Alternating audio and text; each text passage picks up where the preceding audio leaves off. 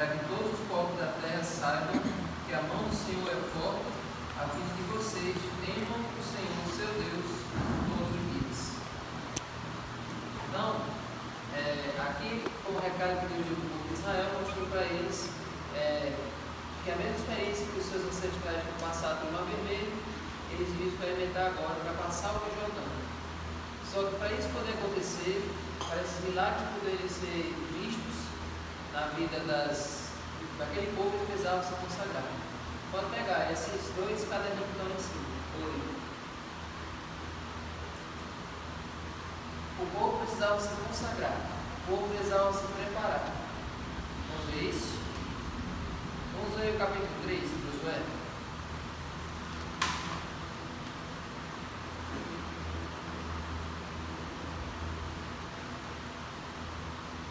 Josué capítulo 3, Deus traz uma recomendação para o povo antes da travessia do mar.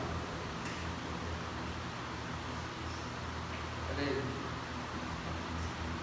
Verso 1 ao 5. O 1 a gente já leu semana passada, mas vamos relembrar. Josué se levantou de madrugada e, tendo ele e todos os filhos de Israel partido de Siquim, vieram até o Jordão e pousaram ali antes que passassem. Ao fim de 3 dias, os oficiais passaram pelo meio do arraial e deram ordens ao povo, dizendo: quando vocês virem que os sacerdotes levitas estão levando a arca da aliança do Senhor seu Deus, saiam também do lugar que vocês estão e sigam a arca. Contudo, deixe uma distância de cerca de 1 quilômetro entre vocês e a arca. Não se aproximem dela.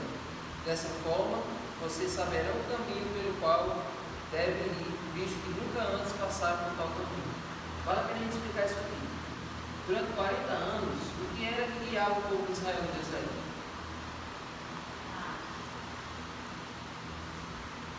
O que era que ia na frente do povo de Israel, guiando eles, assim, levando eles pelos caminhos? E uma coisa que se manifestava de dia e de noite, que ia guiando o povo. Isso.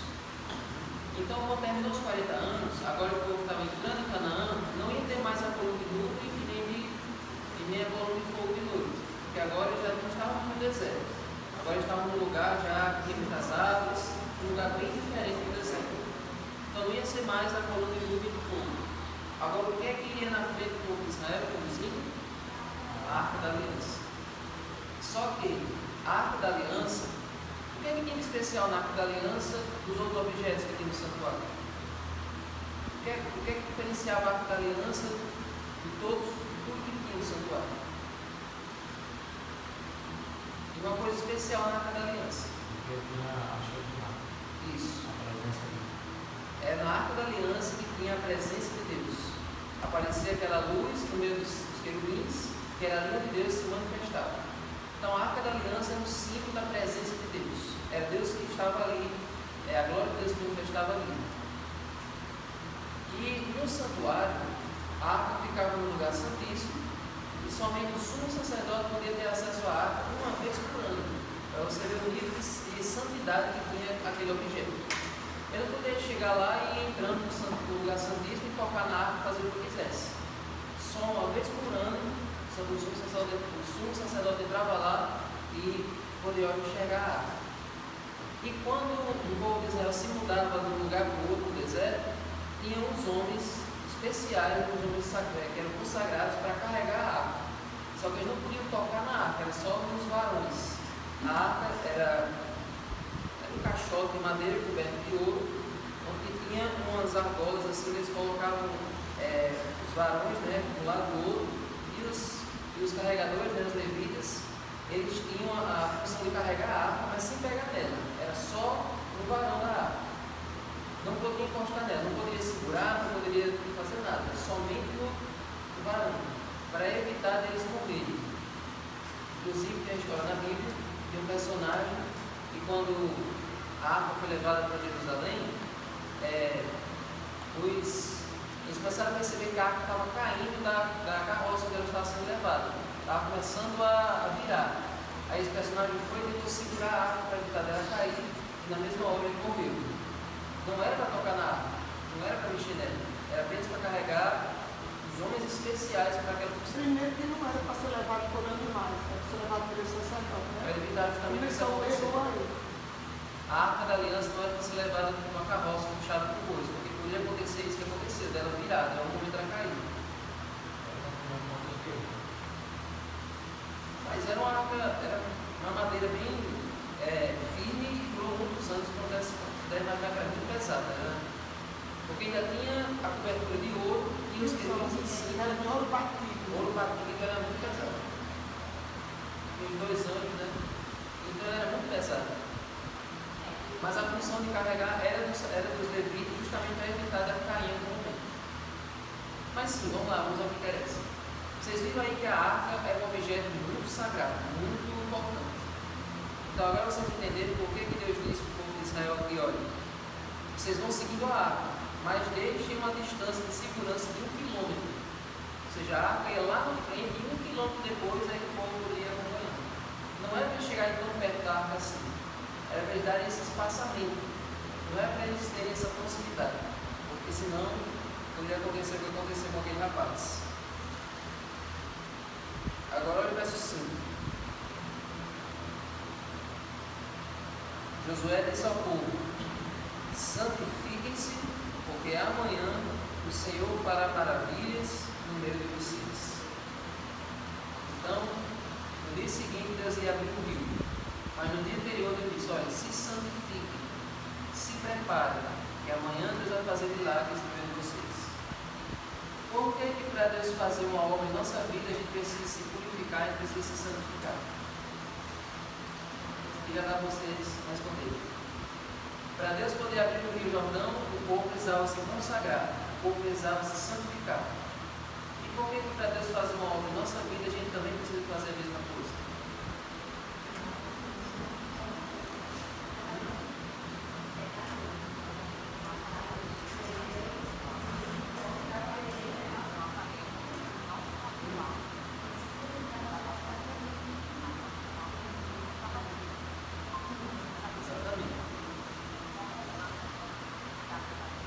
Por que para Deus fazer uma obra em nossa vida ele precisa se santificar, ele precisa se consagrar a Deus antes?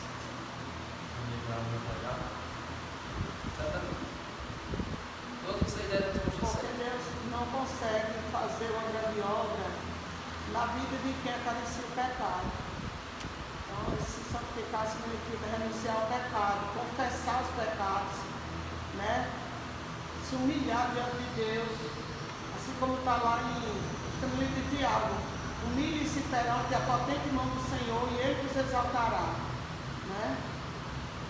Eu vejo a exaltação de Deus não como você ficar num patamar em que você humilha os outros, mas esses milagres que Deus faz na nossa vida, isso é uma exaltação de Deus. Você vê Deus conduzindo a gente em situações difíceis e Deus cuidar da gente de uma maneira tão especial. Isso eu acho que é exaltar, quando Deus exalta. Deus nos fazer a gente sarar de uma doença, a gente ir em uma viagem e voltar sem ter nenhum susto, a gente ser, por exemplo, Senhor, essa situação é bem difícil, mas se o Senhor estiver comigo, se o Senhor quiser, o Senhor pode me dar essa vitória, você pode abrir uma brecha para que eu entre ali. Aí aquela brecha é aberta e você vai, sendo que podia ir muitas outras pessoas mais qualificadas que você, e você vai para aquela vaga, porque é Deus. Então, eu acho que isso é exaltar. Às vezes ninguém percebe ao seu lado, mas dentro você percebe que Deus está fazendo um milagre na sua vida. Deus está guiando tudo para que você possa ser grato, reconhecer. Outra coisa, se Deus fizesse um milagre, desse uma bênção muito grande para uma pessoa que tem um pecado acariciado, uma pessoa que é apegada ao seu pecado, o que você acha que Satanás iria dizer para Deus se ele fizesse isso? Mas se Joelza tem alguma coisa que ela não quer largar, um pecado, um vício, uma coisa que ela é tão pegada àquilo que ela não quer deixar. Aí se Deus abençoasse Joelza, ela fazendo tudo isso, o que Satanás iria dizer para Deus? Qual argumento Satanás ia atender para Deus?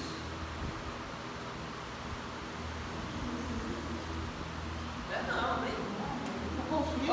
Ela não quer deixar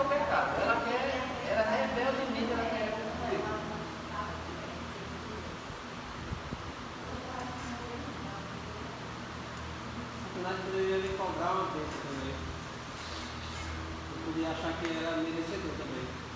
Já que o pecador não quer abandonar, ele poderia dizer, ó, se eu sua filha merece, eu também quero uma mesma.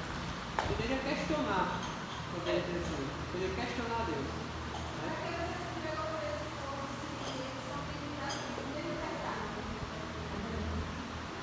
Se eles são dignos, eu também sou digno. Por isso que Deus permitiu os cativeiros, né? Deus permitiu que a Síria viesse, invadisse, levasse o povo cativo para lá. Deus permitiu que a Babilônia viesse invadir, porque o povo estava rebelde, estava obstinado, estava dura serviço, ou seja, sabia demais o que era para fazer e não fazia. Aí Deus aguentava, mandava os profetas de madrugada começavam pregando, e o povo mandava era matar os profetas. Aí Deus pois vai, o que eu disse eu vou cumprir, pode invadir. Pois é. A gente não acha bonito assim, não estava quando dele o pecado, Satanás ele tem argumentos. Mas quando a pessoa é fiel a Deus, Satanás não tem argumentos. Lembra de Jó. Jó foi fiel a Deus, Satanás não tinha argumentos. Ele poderia botar mil e uma coisa, mas Deus, não serve. Agora ele lá, por exemplo, a pessoa que é pecador, Deus dizer, Satanás diz, tá aí, teu filho do lado aí, ó, vive não é, então, tá meu filho. Se ele receber bênção, eu também. Exatamente. Era um. Exatamente.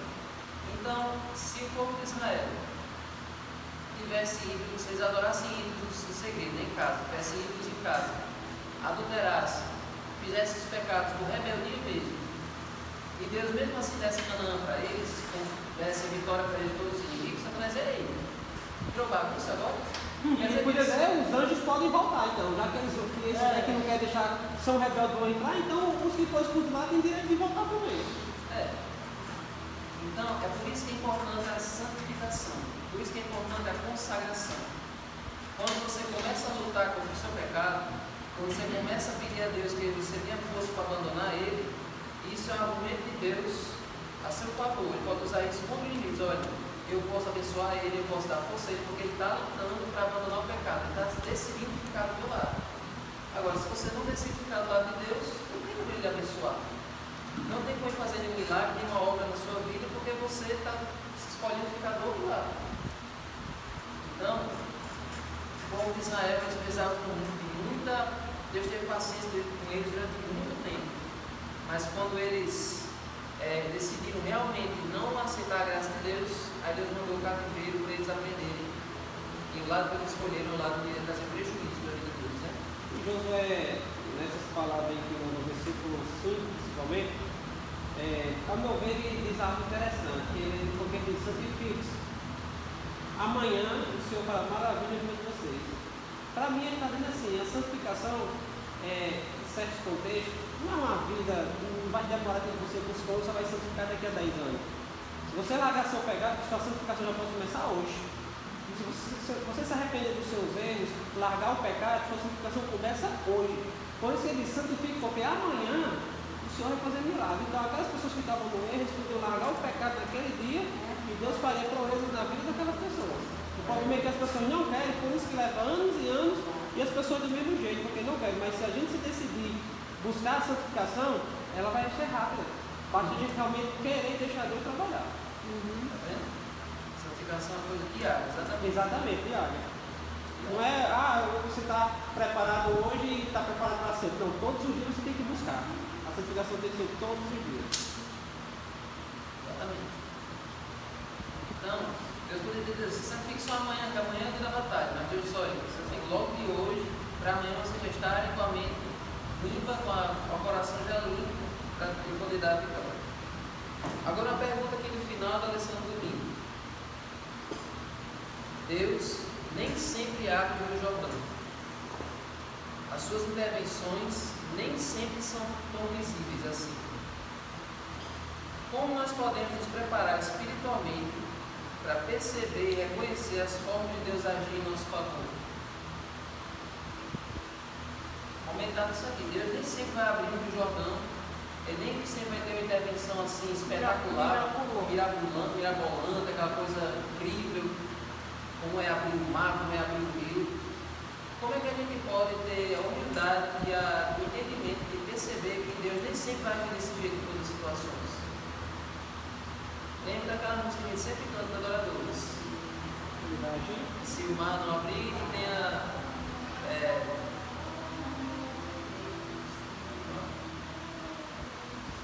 Pronto, essa daí. Cada um tem uma música, cada um tem uma música.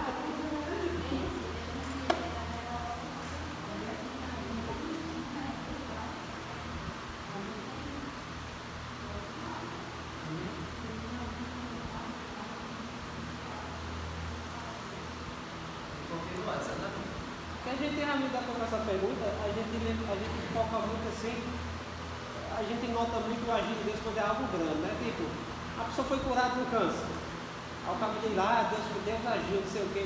Mas a gente esquece muitas vezes de que Deus agiu bem antes para que outras pessoas não ficassem doentes do câncer. Então nós temos que ter a perspectiva espiritual de que nas pequenas coisas, nas coisas que nós não vemos, Deus está agindo. Para que a gente só foca as coisas tipo mar se abrindo. Alguma coisa grande assim. Só acho que milagre é uma coisa sobrenatural, mas. Quer dizer, todo milagre é coisa sobrenatural. Só que existem coisas níveis maiores, como eles têm.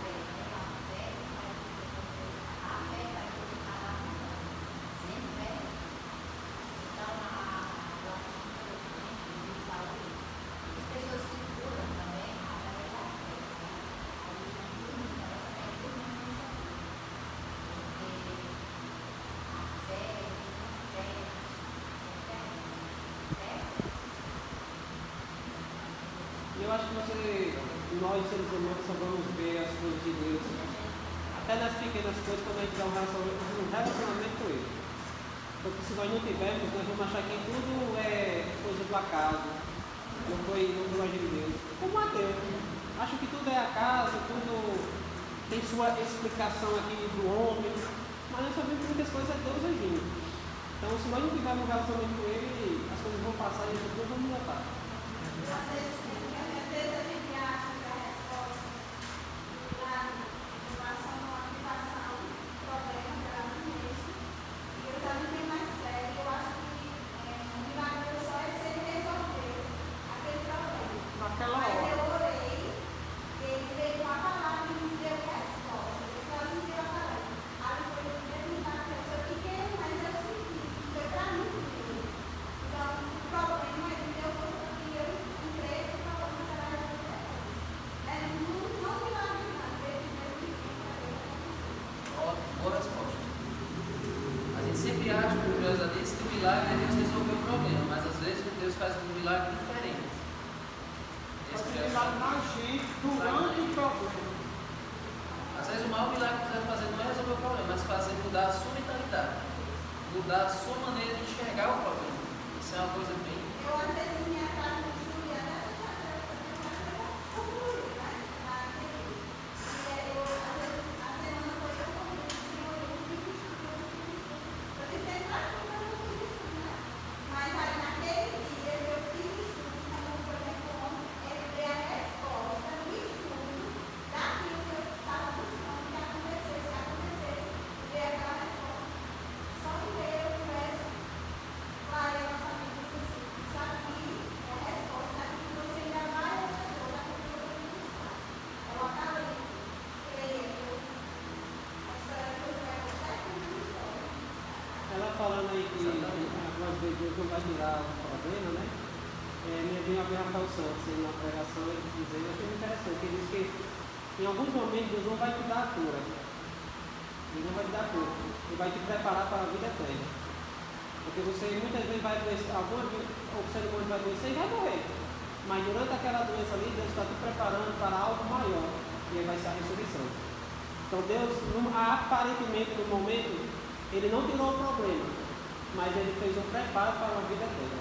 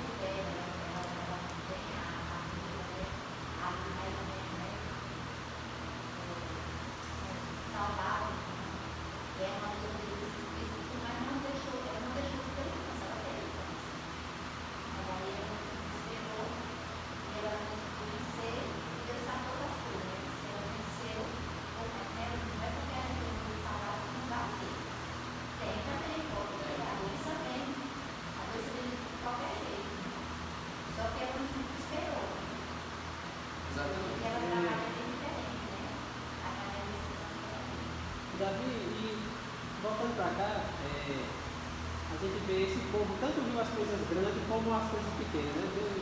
Deus agindo de maneira, desde quando tirou eles do Egito, aí passou gerações, passou tempo, e aqui a gente vê o quanto o povo é rebelde. E aqui Josué, depois que Moisés se foi, Josué já está dizendo, gente, se santifica, ou seja, o povo vê as coisas grandes, o povo vê o agir de Deus, mas o povo é rebelde, o povo é teimoso, por isso que muitos não entraram, né? Por causa da rebeldia. Por isso que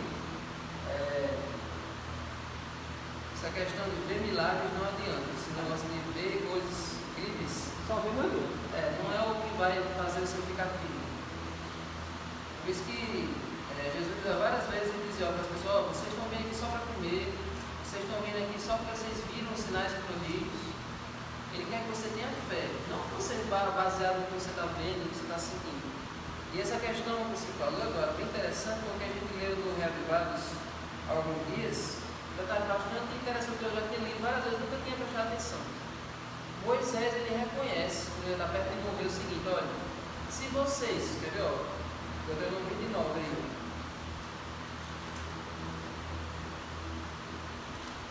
Deuteronômio 29, tem um negócio que Moisés diz aqui que é bem interessante.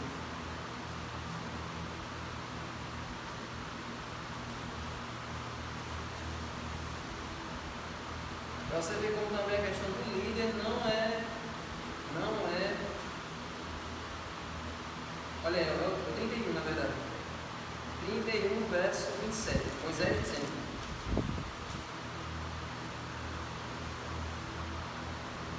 Porque eu conheço a rebeldia e a teimosia de vocês.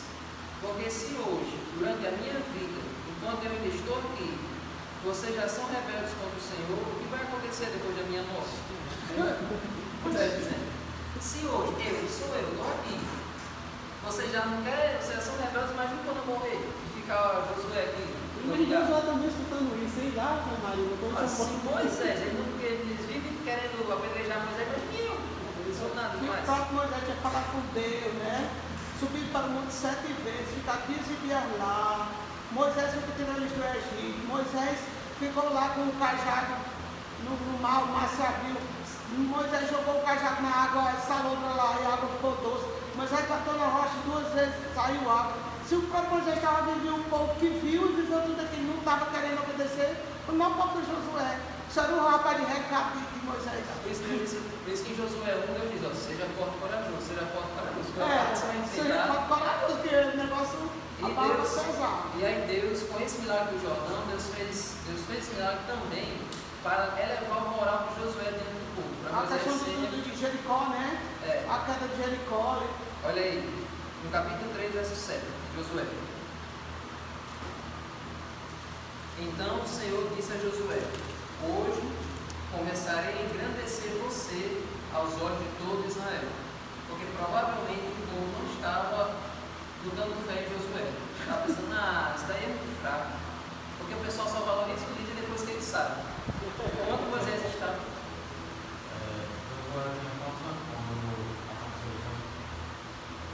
Tinha 40 nesse momento, né? E 80 quando terminou. Parece que era. 40 quando ele começou a ser líder e 80 quando ele terminou. Então provavelmente saiu do Egito ainda criança. Bem criança, Com certeza, desde criancinha, ele ficava perto de Moisés, ele se tornou Quando começou a ser líder, era mais de 40 anos. O moço de Moisés. Ele começou a ser líder Porque 40 anos ele acompanhou Moisés, né? Ainda um jovem. Jovenzinho, Também 40 e poucos anos, 50 anos também. Ele era o menino de recado de Moisés, Josué. Aí foi crescendo, se tornou jovem, 30. Só que ele era tão fiel que Deus disse, eu vou preparar esse menino para... Aí vamos terminar do verso 7, ó. Hoje começarei a agradecer você aos olhos de todo Israel, para que saibam que como eu estive com Moisés, assim estarei com você. Olha aí. Então aquele milagre também serviu para que Josué pudesse ter respeito moral dentro de todo mundo. Mas vamos para o milagre, né? A gente falou tanto nele, mas vamos para o milagre. Olha aí, verso 14. 3, 14. 3, verso 14. Vamos agora ler. Eu sei que Josué morreu com 110 anos, viu, amigo? Menino. Menino. Da porra. Moisés foi 120 anos. Você tá na segunda-feira, né? Estou na segunda-feira, isso. A parada Matusalém foi um menino mesmo. Aí, ó, quando o povo saiu das tendas para passar o Jordão, os sacerdotes que levavam a arca da aliança iam adiante do povo. E quando os que levavam a arca chegaram ao Jordão, os seus pés se molharam na beira das águas, porque o Jordão transbordava sobre todas as suas ribanceiras durante o tempo da colheita. Você estava uma cheia do Jordão. Vocês viram a cheia do Rio Açu, eu não cheguei a ver, mas vocês todos aqui viram que o Rio Açu cobria todo esse leito que hoje está seco, né? Que as águas estão correndo. Então, imagina que o Jordão estava daquele jeito, aquela cheia. Agora se acordou, né? Agora se acordou. Falou em água, falou em rio, ele livre da pesca, aí ele se acorda na Então o hora. Jordão estava daquele jeito que estava em 2009, de um lado da outra da ponta. Lavando a Só que ponta. agora lá. Agora você vai saber a senha. Quer acordar o irmão, fala em rio cheio. Foi. 2009, né? Foi 2009 que a gente foi lá na ponta, estava lavando a ponta a água. Eu lembro que a água. E ali atrás do correio, a água, ali atrás de onde é estoque frio, que eu só chamo de estoque frio, a água veio até metade da rua ali. Isso aí eu lembro. Agora, da ponta eu não cheguei a ver. Eu sei, mas é porque eu sou das antigas. Eu sou fiel às origens, para mim é estoque frio e pronto. Então o Jordão estava que nem em 2008 ali no Rio Açu. 2009. E aí, ó, o que aconteceu? Assim que os sacerdotes tocaram na água, Os pés deles tocaram na água. lembrando que a arca estava sendo carregada pelos sacerdotes e 1 quilômetro atrás estava o povo. Então, vocês vão ver nas pinturas que o povo estava bem pertinho da arca, mas não é verdade. Bem nas pinturas, o pintor quer deixar todo mundo bem pertinho da cena. Para caber tudo na cena. Para caber tudo na cena. Mas, na verdade, o povo estava muito longe, 1 quilômetro de distância. Vocês são melhores de medir, 1 quilômetro daqui não. Lá de casa para o Boticário é 1,5 km, só sei disso. Pronto, daqui para o centro é. Linha reta daqui o centro. Linha reta aqui o centro. Pronto. Então a gente está aqui e lá no centro a arca da aliança estava. Para você ver a distância. Então, olha, assim que os sacerdotes tocaram a água, se carregando a arca nas costas, verso 16: as águas que vinham de cima pararam de correr. Então, nessa linha reta aqui, as águas só pararam aqui. E ficaram montando, se amontoaram. Numa grande distância até a cidade de Adã, que fica ao lado de Satã, e as águas que desciam ao mar de Arabá, que é o mar salgado, foram completamente cortadas. Então o povo passou diante de Jericó. Porém, os sacerdotes que levavam a arca da aliança pararam firmes no meio do Jordão, e todo Israel passou bem enxuto atravessando. Amém! Louvado seja Deus! Então eles pararam, o rio parou no meio e o que estava descendo ficou parado aqui, represado. E o que estava do outro Ficou lado tipo um continuou. açude. Foi. A arca fez um açude ali naquele rio. Se É brincar, interessante, né? Como que Deus prometeu, que ele disse: eu vou engrandecer você. O povo vê que o mesmo Deus que estava com Moisés está com você. Então, algo que Moisés fez, que foi atravessar o mar, Deus fez a mesma coisa com Josué. Mesma coisa, é porque é para mostrar: olha, o Deus que agiu com Moisés, se eu quiser do mesmo jeito, eu vou agir com Josué mais ou também. menos. E se brincar, a abertura do Jordão foi até um pouco mais espetacular que a do Mar Vermelho. Por quê? Porque nos filmes mostram que o Mar Vermelho abriu na mesma hora. Moisés faz assim e o mar se abre. Só que na verdade passou a noite toda soprando até ficar dividido. Agora o Jordão foi na mesma hora. Quando os sacerdotes tocaram, a água foi parou, ficou pesada. Aí fez a represa. Os homens passam anos construindo uma represa. E lá os pés do sacerdote tocaram com a arca nas costas, a água Pois é. cortou. A gente nas histórias, a gente lembra muito do Mar Vermelho, né? Se abrindo, mas poucas vezes a gente se lembra disso. A gente sempre menospreza esse milagre aqui, sempre lembra desse Mar Vermelho, mas O de Moisés é mais falado, né? Porque foi 2 muralhas do Mar Vermelho, esse aqui foi só uma muralha. Então os 2 milagres foram espetaculares. Agora tem um detalhe que muito pouca gente sabe sobre esse milagre aqui do Rio Jordão, que é o seguinte: por que esse milagre deu tanto medo na mente dos cananeus, dos povos que eles iam conquistar? Por que eles ficaram tão assustados com esse milagre aqui? Porque os cananeus, eles adoravam um Deus chamado Baal. Quem aqui já ouviu falar desse nome? Baal? Todo mundo já ouviu falar desse nome? estou me lembrando. Eles tinham um negócio seguinte: tem um Deus da terra, tem um Deus da água, tem um Deus que fica no céu.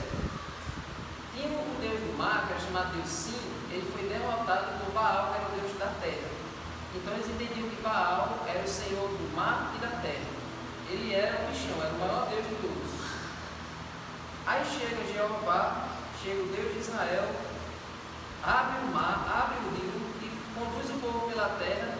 Então eles pensam que eles descobriram agora que o Deus Jeová é bem maior do que o Deus Baal. Então por isso que eles tinham esse medo.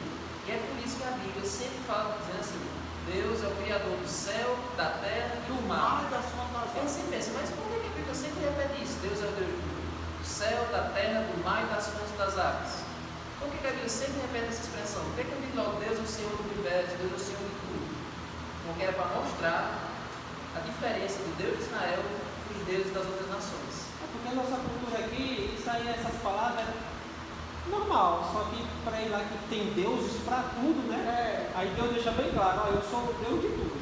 Sou o Deus do céu, sou o Deus do mar, sou o Deus dos rios, Deus das fontes das águas, o Deus da terra. Acho que até para as cadeiras daquele povo tem Deus. Porque A gente tem uns detalhes que a gente nunca para pensar, né? Agora, quando eu coloquei fiz essa alusão aqui, o sacerdote e a arca parada ali, como aqui está dizendo que as águas se amontoaram num montão, ou seja, foi um açude. E essas águas elas foram abrejando ali do lado. E as pessoas foram vendo, né? As nações ali do outro lado ali foram vendo que, eita, está alagando. O rio está alagando. Então todo mundo ficou com medo. Certamente alagou muitas roças, alagou muitas casas, alagou muitas. Porque para passar 2 milhões de pessoas ali por um rio, né? 2 milhões de pessoas, certamente foi um dia e meio ali para aquelas pessoas passar com seus animais, suas crianças, com suas carroças, com suas coisas. Não foi pouco tempo. Então, a água que se amontoou ali do lado de cima, alagou, do outro lado ali, alagou muito, e o povo ia correndo, o que está acontecendo? E realmente, quando eles chegaram, os espias foram para Jericó, a mulher disse: olha, está todo mundo aqui se borrando de medo, porque sabe que o Deus de vocês faz maravilhas. E um detalhe interessante Todo mundo sabe que vocês vão destruir essa cidade. O detalhe interessante é que hoje, se você for ver foto do Rio Jordão, ele é bem. É que nem o Rio da Sul agora. É um negócio só um bem. negócio passando. É só um bilhete de água, uma coisa bem pequena. Só que nessa época aqui era 1,6 km, quer dizer, 1,5 km de largura do Rio Tinho. Era 1,5 km. Bem caudaloso. E era bem fundo, bem caudaloso. Então, eu fico pensando num barco que estava indo assim na correnteza e de repente para a correnteza. Não tem mais água, não continua, a água para. Como é que o rio para, né? Porque o rio ele vai sempre naquela correnteza, ele do navio para. Então eles sentiram essa diferença, né? A água que estava seguindo agora ficou parada. Pescador ali na cena daquela, né? Os pescadores agora. Tem detalhes que eu não quero pensar, mas quando eu pensando isso, os caras estão ali pescando, né? No barquinho pescando, de repente a água foi secou, pensei que não, o barco encostou na areia, a água secou, ficou só aqueles pocinhos d'água, já está acontecendo. Quando eles foram saber, e do outro lado tudo alagando lá para cima, as roças. Era um dia normal para eles, era um dia comum. As plantações deles tudo alagando, as fazendas de gado que eles tinham tudo alagando lá em cima, alagando, e eles, o gado morrendo afogado, e eles, o que está acontecendo? O Deus do céu, da terra e do mar, das fontes das águas, parou o Jordão para o povo passar. Aí pronto. E o detalhe, está cheio de curiosidade, né? Deus abriu o mar, Deus abriu o rio para o povo passar, mas Deus abriu o rio também só para 2 homens passarem. Essa é uma história que poucas pessoas conhecem. Isso aqui eu coloquei no Zoom, quem lembra quem é esses 2 homens? Eu lembro, não vou dizer. Deus abriu o rio Jordão só para 2 homens passarem. Vai, Eduardo, tu sabe. Não tem um. Eliseu, exatamente. Quando Elias estava perto de encerrar a carreira, né? Aí ele passou com Eliseu pelo Rio Jordão, mas ele bateu assim o manto, aí o rio reprisou do mesmo jeito. Aí Elias e Eliseu passaram para o outro lado. E também estava cheio. E também estava cheio. Aí Deus mandou a carruagem de fogo para levar Elias para o céu e ficou só Eliseu com o manto. Aí ele jogou o manto dele lá. Aí Eliseu pegou o manto dele e disse: olha, será que Deus ele está comigo? Aí pá, Essa pegou o tem mesmo alguma que será semelhança, Deus. né? Assim, é um contexto diferente, mas como tem alguma semelhança entre Moisés, Josué, Elias e Eliseu. Passaram por baixo da sala. E os cabos procurando Elias, e os caras viram. A Bíblia diz que os caras que estavam do outro lado procurando, viram quando Eliseu passou. Ou seja, houve testemunhas oculares do milagre de Eliseu passando de volta. Que Deus providenciou isso para que ele fosse respeitado também. Porque Eliseu era um menino velho que vivia ajudando o pai na roça, puxando os carros dos bois, plantando lá. Eliseu não tinha moral nenhuma não. Só que esse milagre aí, com Eliseu sozinho, com o manto de Elias, foi testemunhado para que as pessoas respeitassem ele como sucessor de Elias. Assim como Josué, como sucessor de Moisés. Mas no caso do discipulado aí, como a gente estava vendo aquele dia. Exatamente. Agora vamos seguir para esse aqui, vamos caminhando aqui. Então o povo todo passou, viu o Jordão e tal, feliz da vida. Só que Deus, ele não queria que aquele dia fosse esquecido. Deus não queria que depois que aquela geração passasse, os filhos, os netos, não se lembrassem mais dessa história. Então o que foi que Deus fez para manter viva na memória do povo de Israel o que aconteceu nesse dia? Olha aí, verso 2 e 3 do capítulo 4. Escolham 12 homens do meio do povo, um de cada tribo, e ordenem que tirem 12 pedras do meio do Jordão, do lugar onde os pés dos sacerdotes ficaram parados, e que levem essas pedras e as depositem no lugar em que vocês irão passar a noite. Então pegou um homem de cada uma das 12 tribos de Israel, foram e tiraram 12 pedras do leito do rio. A gente sabe que as pedras que ficam no leito do rio são diferentes das pedras que a gente encontra na beira do caminho. As pedras que ficam no leito do rio, elas têm lodo, elas são mais cortadas, né, pela erosão da água. Então essas pedras iam se destacar das outras pedras que tinham na margem do rio. Mas para que isso? Olha aí o verso 5 ao 7. Para que você vê isso? De qual capítulo, Davi? 4. Sim. Ó. Passem adiante da arca do Senhor, seu Deus, até o meio do Jordão. Cada um levando sobre o ombro uma pedra, segundo o número das tribos dos filhos de Israel. Então não era uma pedra pequena. É uma pedra grande. Para que isso seja por sinal entre vocês. E no futuro, quando seus filhos perguntarem: o que significam essas pedras para vocês? Respondam que as águas do Jordão foram cortadas diante da arca da aliança do Senhor. Quando a arca passou, as águas do Jordão foram cortadas. Essas pedras serão para sempre como memorial aos filhos de Israel. Então aquelas pedras ali era para ser um monumento, para eles sempre se lembrarem, para eles nunca se esquecerem do que aconteceu naquele dia. Como eu disse lá no Zoom, eu vou só contar de novo. Aqui no Brasil tem alguns monumentos, alguns pilares que marcam alguns acontecimentos históricos. Por exemplo, no lugar onde Pedro Álvares Cabral descobriu o Brasil, tem um marco lá dizendo que ali foi a primeira vez que os portugueses pisaram no Brasil. E quando os holandeses vieram antes, né, 8 anos antes, que pararam na Praia de Touros, em 1492, eles talharam uma pedra, colocaram aquele símbolo daquela mesma cruz de Malta, que é das caravanas de Vasco da Gama, a cruz do Vasco, né? E tem lá a data, o dia, o mês e o ano, que é 1492, eles estiveram aqui na Praia de Touros, ou seja, quem descobriu o Brasil não foi, nem foi lá em Porto Seguro. E essa pedra, que ela é dessa largura assim, ó, e bem alta, ela foi carregada no caminhão lá para Natal e foi colocada lá no Forte do Reis Magos. E para mim era para ter deixado em Touros. Mas tiveram medo de alguém roubar, aí levaram lá para o Forte do Reis Magos, mas era na Praia de Touros. É história bíblica, né? Assim, você vê as coisas de Rodrigo Silva, que ele viaja no Montador de Israel, que ele mundo lá, ele mostra várias coisas de antigamente, no tempo de Jesus ou um pouco depois. Ele mostra lá, ele mostra as coisas lá, né?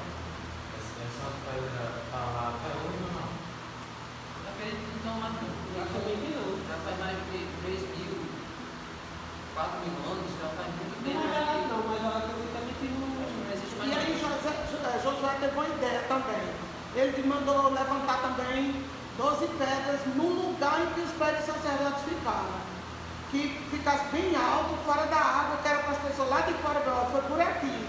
Olha, eles pararam ali, naquele lugar, no meio do rio, tá ali as pedras, e do outro lado estava o altar lá, as pedras que levaram nas costas. Esse do meio do rio foi Josué que teve a ideia.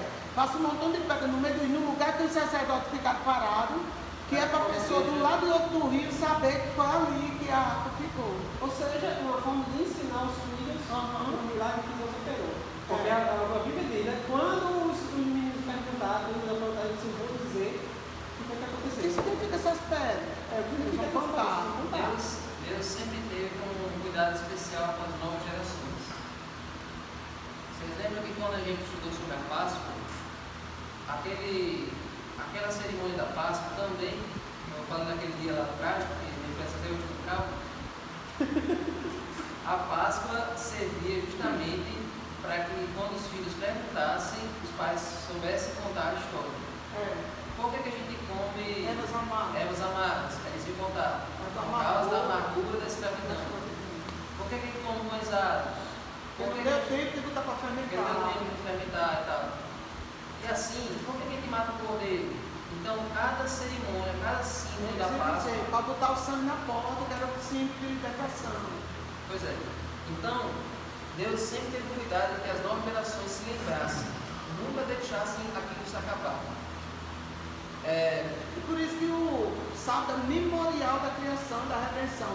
Porque ele lembra-te. Toda semana tem um memorial para nós não esquecer.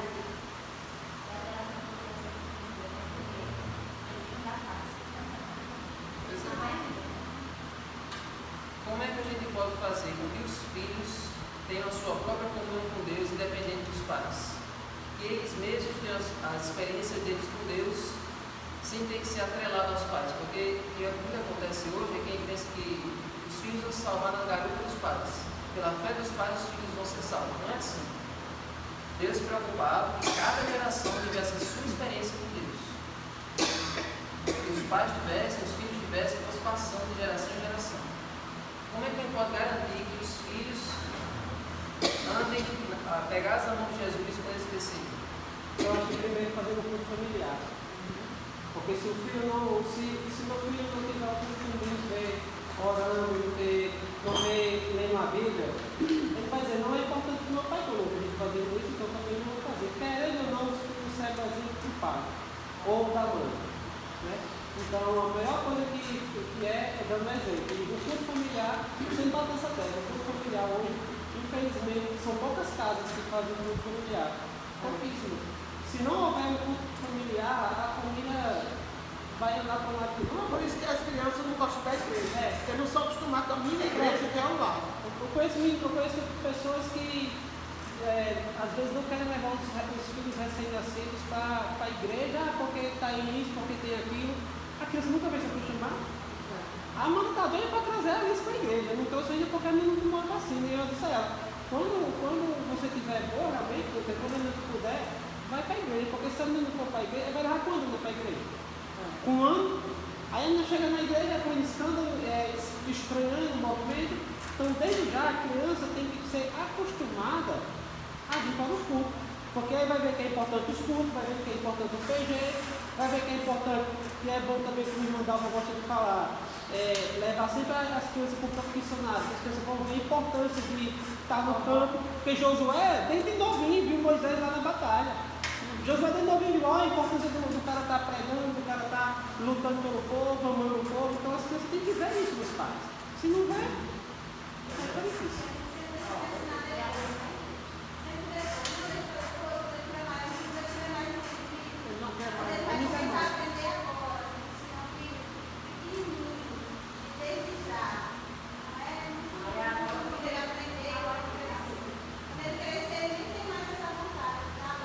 E a Bíblia diz o quê? Ensina a criança no caminho. Não é ensina no caminho, é no caminho. O que é no caminho? É andando junto, é ensinando, mostrando a ele como é o caminho. E não só dizer, meu filho, vai fazer isso, aquilo, outro.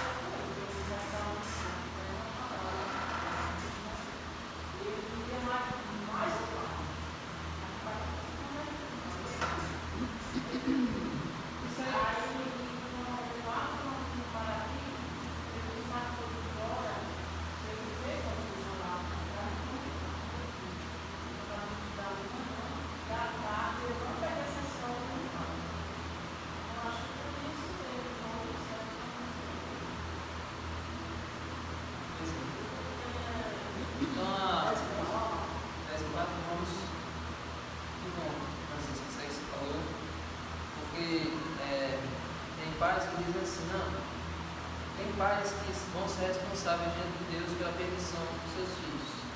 Como uma mãe que me conheceu uma vez que o filho queria se batizar, e o pastor perguntou, filho, você entende Jesus é seu Salvador, você entende a verdade, você quer se batizar? Você quer? A mãe disse, você tem certeza?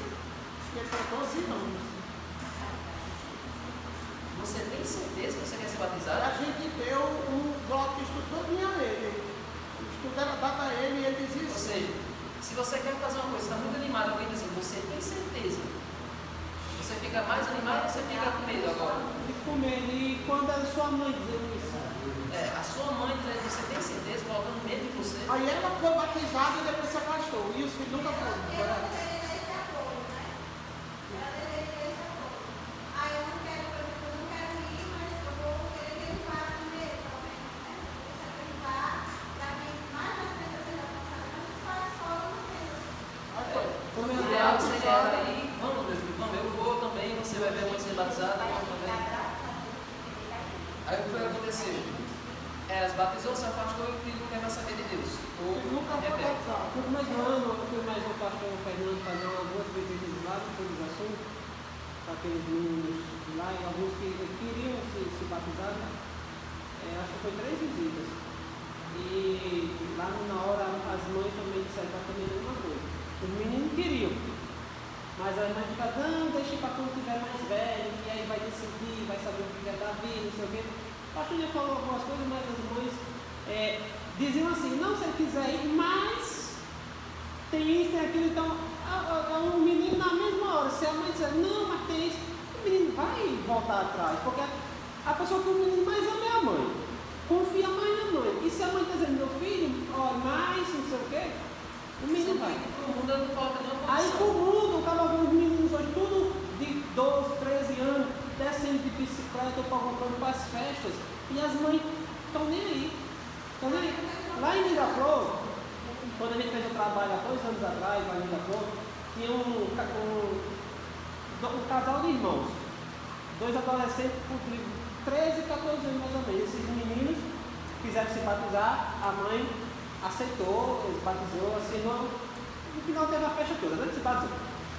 Quando o menino já estava indo para os PG, porque tinha culto lá, só que no sábado de manhã a mãe não queria que o menino fosse. De noite também, quando era no domingo, não queria, porque era um pouquinho tarde, por de 6h30 da noite, dizia que era tarde. Aí, final das contas, depois no mesmo ano, os meninos indo para São João, aí eu fiquei questionando, poxa, a mãe não aceitava o menino ir para um culto que era 2 ruas depois, cedo, e estava aceitando ir para uma festa de São João. Hoje os meninos estão fora da igreja. Estão fora da igreja. Não sei como é que está lá essa questão desses jovens, mas eu sei que estão fora da igreja, porque eu vejo a postagem dos 2 e eles não estão mais na igreja. Então, no futuro próximo, nós não estamos dizendo que vai acontecer, mas a gente sabe como é que as coisas acontecem. Então, quando esses meninos, Deus me derem para mim, e aí, a mãe vai dizer, onde foi que eu errei? Errou quando não aceitou o menino seguir Jesus. Não, gente. Essas histórias que acontecem com o povo de Israel acontecem na nossa vida e é nosso dever a gente entender que aquilo que acontece, a experiência que a gente tem que transmitir para os nossos filhos. A comunhão que a gente tem, a gente precisa garantir que eles também têm. Para quando você morrer, você ter segurança de que eles vão continuar a caminhada com Jesus. Vamos ficar de pé? Vamos ficar com isso na nossa mente? Então, a cada milagre que Deus fazia com o povo de Israel, ele dizia, olha, lembre-se de contar isso para os filhos de vocês. Porque a próxima geração que vier tem que ter a mesma fé que vocês têm. E assim devemos ser. Amém? Vamos orar. Senhor Deus, muito obrigado, Senhor, por essa missão. Cada um que compartilhou, cada um que contou sua experiência. Pedimos, Senhor, para que os lares dessa igreja possam ser abençoados. Amém. Para que as famílias aqui, Senhor, possam fazer o culto, possam buscar a Ti cada vez mais e que possam transmitir, Senhor, essa fé,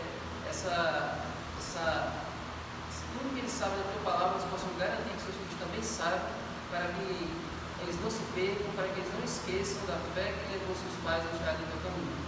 Sim, veio conosco, nos ajude a não esquecer de Ti, acreditar nos Teus milagres, ainda que o milagre pareça não estar visível, mas que nós temos certeza da Tua presença em todos os momentos. Amém.